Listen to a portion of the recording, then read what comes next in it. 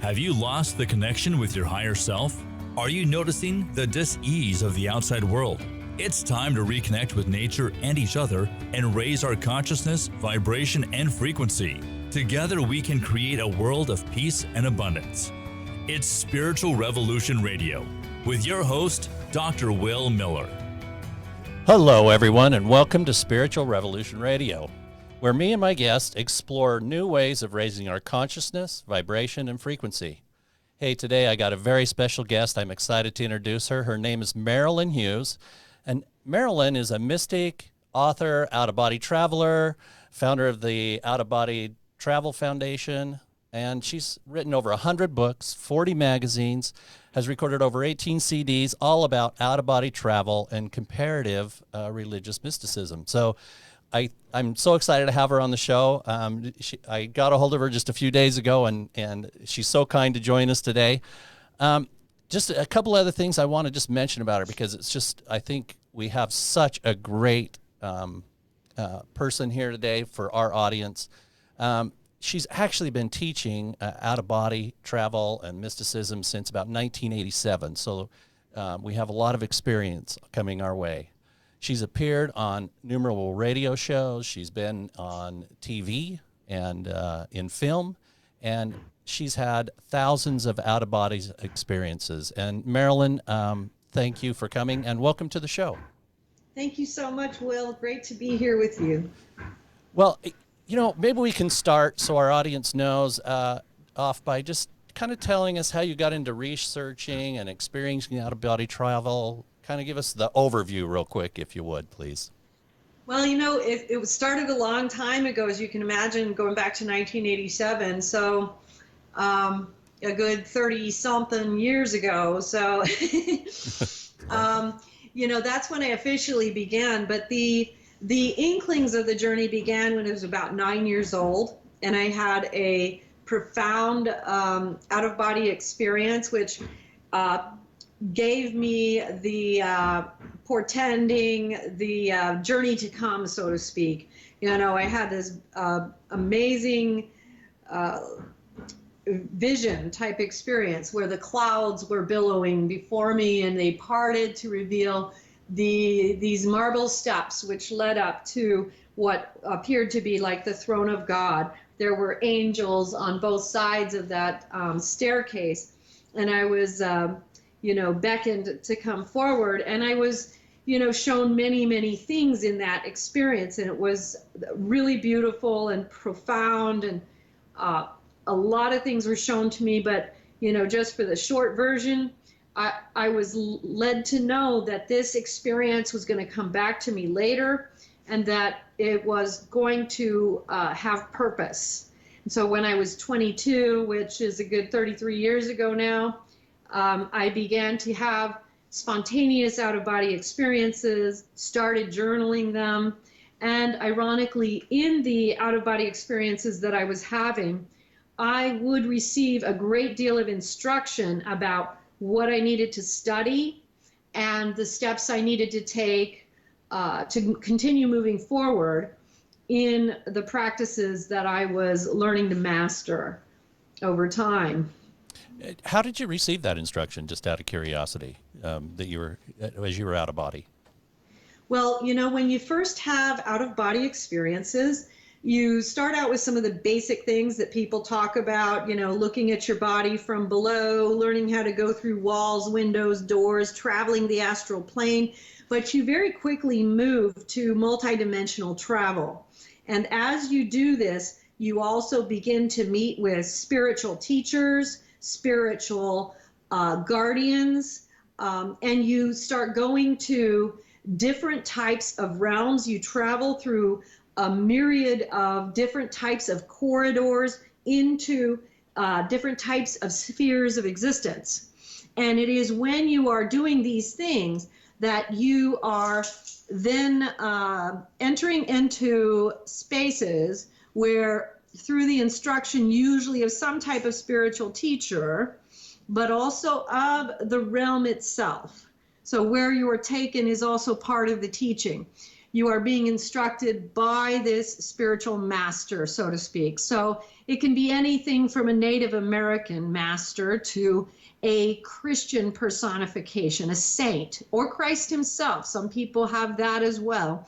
In my journeys, it began with a particular spiritual teacher named Emmanuel. It progressed to a teacher by the name of Kutahe. Then it moved on to the grandfather. And, with every spiritual embodiment of knowledge that we take upon ourselves, which, as you mentioned at the beginning of the show, wanting to expand our vibration, because remember, knowledge is vibration. So these embodiments of knowledge are vibration. So when we take that vibration in, we're ready to move to the next level of learning. We're going to be taken to a new type of spiritual teacher who will take us to the next level. So throughout our experiences in life, we may have many teachers in the mystical spheres, and we will be taken to many, many, many mansions in the heavenly worlds, in the middle worlds, in the borderlands, in the lower worlds, and even in the hells, to learn the things that we have to learn as a soul. And so that is just an overview of how our education commences in the out-of-body travel state. Boy, that's an awesome overview. I'm a novice actually to out-of-body experience. I really didn't start researching until about 5-6 months ago, and I'm very fascinated with it. And I haven't learned to do it very well myself. Like I said, I'm a novice, so I'm probably asking you questions that other novices that are listening to us would love to hear. I want to get into your Redemption series of books. But before we do, if maybe you could just answer another question I think our audience would really be interested in is do you Absolutely. out-of-body experiences? As I've been researching, it really seems like it's something that everybody can learn to do, and it's something we all should be doing as far as our spiritual growth goes. Can you maybe just comment on that a little bit, how hard it is, how long it takes you, those kinds of things? Well, I look at out-of-body travel as a tool. Out-of-body travel itself is not the truth, it is a tool, but it is a tool that brings us to the truth. And so utilizing out-of-body travel for that purpose as the tool that makes it possible for us to achieve the learning of greater truths is profoundly helpful in the spiritual journey. So yes, it is extremely helpful. Why is it helpful? Well, because what you are doing, and this is hard to understand before you experience it, but I'll try to make it as clear as I can. When you enter into these spiritual and mystical spheres, you enter into a realm of what I call energetic truth. And this is where we are informed regarding the energetic truth about our own soul and about reality around us. And so what happens is a huge and very rapid acceleration of our ability to progress, because we don't have to go through the reasoning process of, well, is that true? And why is it true? And all of these things, because we experience what is true energetically. And we immediately and very quickly understand all of that. Near-death experiencers talk about entering into the mysteries of God, entering into the unconditional love of God. This is a mechanism of that, where we are accelerating the path because we are directly experiencing the truth. And so we are avoiding the more lengthy process, which many of us take in our conscious waking life, where we kind of muddle through and we don't get as much done in terms of getting right to the point of, okay, why am I here? What kinds of issues brought me to incarnate into this realm at this time? What issues do I need to overcome, and exactly what type of vibrational thrust do I have to achieve in order to accomplish that? But you will learn that in the out-of-body travel experience. They will show you exactly what you need to do in order to progress and actually evaluate and move and then graduate from this realm. So it's a real progression, a real acceleration of our spiritual progress in this lifetime. So yes, it is absolutely good. Now, in the sense of should everyone do it? A lot of people, and most people absolutely can learn how to do this. Some of it is not as much learned as it is allowed to enter. And you can learn a lot about that at my website at outofbodytravel.org, where, it's all about the allowing the vibration. It's allowing the vibration of how this can come about. Many people find and report that when they read, like for instance, The Mysteries of the Redemption, which is in a different series of books, it will bring about spontaneous experiences. The reason for that is because it programs certain aspects of the spirit to open up to that type of experience. But I also have a whole slew of books on the how-tos and going through the entire mysteries process of that. Some people, it might not be good for, but for most people, it is an excellent thing for people to utilize. Now, for who it might not be good for, it would be for people who have had problems with negative entities or anything having to do with spiritual warfare, exorcism, or anything like that in the past. Okay. They have a sensitivity where out-of-body travel is not good for them. So there are exceptions, and we want to keep that in mind. But for most people, this is an excellent tool for self-discovery and for spiritual progress. And so, yes, absolutely. I love the way you explain that. I mean, we're in our physical 3D state that we're in, this realm that we're in. We're stuck in this linear time space, and as you go out of body, that space time or time space actually doesn't come into play like it does in this physical realm. And I have been to your website, outofbodytravel.org, and you have tons of information on this. And I was looking at some of your how-tos and the information, and it's all downloadable free for the most part. It's awesome. So thank you. Yes, you're welcome, and thank you for, all of our books are downloadable for free, and I also have music that I wrote that I received in the out-of-body travel states that's downloadable for free, and some artwork as well of certain things I've seen, all available, and tons of interviews and a course of study for people that are interested in that. And we have a lot of seminars that we're doing on the initiations into the mysteries, the rites of passage. So taking people into the deeper and deeper diving, into the spiritual path into the esoteric kind of realm. Oh. Yes, exactly. Yes. That's right down my alley. I like that. So. Yeah. Well, before these shows go so fast when we start talking, but I do want to get into your redemption series of books. Can you tell me? Sure. I know it's a series of books. The first book is the Limb of the Redemption. Can you just tell me a little bit about that first book? Well, the Limb of the Redemption is a book which delves into the afterlife experience, and it takes the reader through not just the afterlife experience as it occurs like moments after death, but months, years after death. What happens to us as we are progressing through the afterlife adventure? What are the things that we are learning and moving through? What does this do for us? It helps us to understand very quickly and identify things that we could be quickening, so to speak, while we are still alive.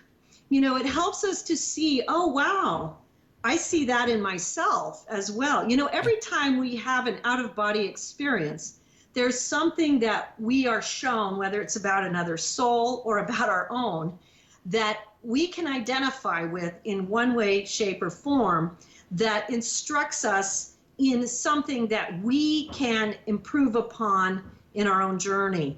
And so we go through this process. We learn about what are souls experiencing in the afterlife process. We learn about what the prayer for the dead is all about. I included the book that I also wrote, The Western Book of the Dead, in that book, The Limb of the Redemption, which is all of these texts that have to do with the taking in and really incorporating into our life the practice of praying for the sick, praying for the dead, praying for one another as we move through these spiritual transformations that we all go through. We learn very quickly in the out-of-body experiences and states that creation always gives back to creation. And one of the ways that we give back to creation is through prayer. And so the Limb of the Redemption is a great deal of focus on how we help one another by assisting in one another's redemption, so to speak. You know, and when you go to volume 2, it's the Christ of the Redemption. And this one goes deeper into mystical theology. And so we explore the works of Dionysius and Jacob Boehme, along with the mystical experiences and out-of-body experiences that I was having. And we are teaching the reader how to speak the mystical language. And, you know, so there are some mystical writers like Dionysius and Boehme that many people have trouble understanding. And so what we're doing is we're taking the traveler through this and teaching them the language, showing them that they too can understand what they're saying, and that by understanding what they're saying, they can take these elements of evolutionary thrust and bring it into their own soul and into their own construct. And that we are now in the Christ of the Redemption, taking the soul from the spiritual warfare of the ground to this higher thrust above the ground, taking the soul to enter into what I call the Pure Lands, which ironically is the Pure Lands of Buddhism. But in the mystical spheres, there is a true place called the Pure Lands, where all the masters of all the traditions reside. It's a beautiful planet where there are 2 suns and 4 moons, and all of the masters work with one another to discuss their ways of assisting in the redemption of souls in the worlds of the below. And the book that I am almost finished with now, which is the 3rd and final installment of the Redemption series, is The Lord of the Redemption, which is going deeply into some ancient sacred texts from Mahayana and Theravadan Buddhism, as well as Protestant and Catholic Christianity, and Hinduism and Sufism, which shows us the recitation of the holy names and the secret of salvation history coming together in these ancient sacred texts. So I'm excited, actually. I haven't read your books, I'm sorry, but as I was researching them and for our interview, I've gotten very interested in what is in the books. And I want to let people know, you know, as they go to your website, as they start looking at these books, you know, a lot of the things you talk about, you know, I'm an esoteric minister, so I kind of understand what you're talking about. But I know a lot of our listeners, to them, this is new, right? And they're having to learn it. But what I can see, the little I've done on the research, these are readable books. Would you agree? Yes. What do you hope your readers kind of take away from this series of books, this trilogy you've written, if you will? Well, this particular trilogy, I think, is intended to take my readers a bit deeper, you know. You'll find when you go to the site at outofbodytravel.org that there is a lot of material for people to go from wherever you are. So whether you're a beginner or anywhere in between, and you can always pop me an email. My email's right at the site, and ask me where you think you should begin.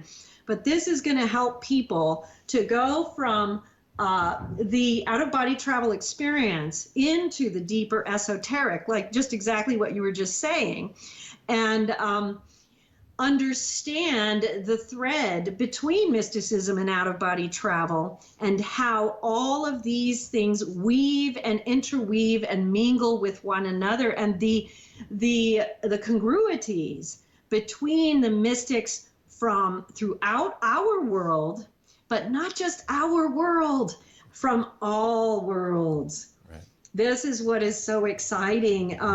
But this is, so you start with understanding the afterlife journey, learning mystical language, and then you are understanding what is the secret of salvation as revealed in these ancient sacred texts that is congruent within all these traditions when you look at what has been left behind in these words, and you will be astonished when you see what I found there. At least I was, and I think other people will be too. I think so too. So if a new person coming to your site that's listening to our show today, kind of help them know where to start. Tell them this is, this is where you should begin, if you will. Start with Come to Wisdom's Door and the Mysteries of the Redemption. And there's also a little devotional book called Astral Projection Made Easy, which you can use that helps you to do your daily practice towards out-of-body travel. Start watching the interviews, listening to different interviews. There's a lot of, there's a couple of documentaries. There's vignettes and musings on the site, lots of video material for you to watch. And that's where you begin. What we have found over the time, many years, because we were founded in 2003 now, so we've been around a bit, is that many people start having spontaneous experiences as they're reading Come to Wisdom's Door and the Mysteries of the Redemption. Ironically, I was told that would happen when I wrote that book, but it's nice to see it actually, come to pass the way it was shared with me. And the reason for that is because it opens up that inner eye, so to speak. It makes it possible for the spirit. And so it opens the door. So a lot of people find that starts to happen. You'll find in the how-to section, you can just follow those books in sequence and go deeper and deeper into the mysteries. You start out with the basics of how to have out-of-body experiences, then you go into the encyclopedic journey into the mystical terms, and then it's going to go into much, much more, including the alchemical journeys and, the enclosed gardens of God and much, much more. So it gets much deeper. But yeah, and we have forums and stuff, so you can talk to other people who might be interested in talking with you about your journey as well. Well, and that's what I was going to say. Really, your site, I think, is set up to where somebody can really take the journey if that's what they're interested in doing, and fairly quickly start to explore the astral plane, and by reading, like you said, a couple of just of the books that are there, they can move along fairly quickly into delving deeper and deeper. We got about a minute and a half left. In that minute and a half, just kind of tell us, kind of leave us with something. We're kind of in a crazy world right now. Kind of tell us what you think would help our listeners the most in what you do. Well, one thing to remember right now in our crazy world is that we choose to be in heaven, we choose it. It's not a place, it's a state of mind. We can be in it right now if we choose it, for one. But we all are, entering into an interesting period of time in human history. Ironically, out-of-body travel is even more important now because a lot of people are receiving a lot of direction through mystical and out-of-body experiences to help us through whatever this period of time will bring. Yeah. And so this only becomes more helpful to us because it's helpful not just to the spiritual development, but it also gives us guidance as to how to walk this path in the earth below at this time. So it's going to be a difficult transition that we're all going through, but we can make it by understanding and completely holding ourselves in the foundation of the spirit as we walk through it. Yeah. And this is how we do it, by making sure that we are engaging the key, and the key being out-of-body travel, which takes us to where the mysteries are. Excellent. One more time, just where do we get you? Outofbodytravel.org. Awesome. Thank This you, has everyone, been for the Spiritual coming to the Revolution radio today. Radio with Dr. Will Miller. For more information or to be a guest, please visit lifebydesign.institute. Join us next week for another edition of Spiritual Revolution Radio with your host, Dr. Will Miller.